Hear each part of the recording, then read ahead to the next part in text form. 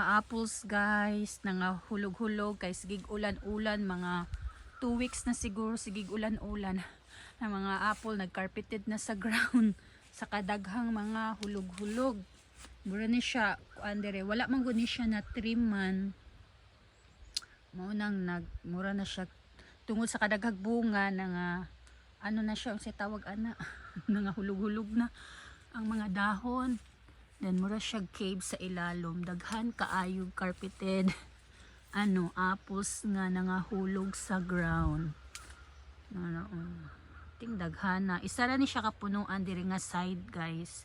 Andito nay punuan dito gamay katong yellow delicious. Then napo dito unahan sa duha ka punuan unahan sa may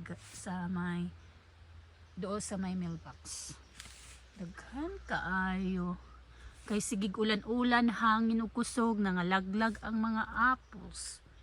Kating daghana. Sayang kaayo. Sa baka lang ni ang pakuk ni namo pangkwaon para ipakaon sa baka.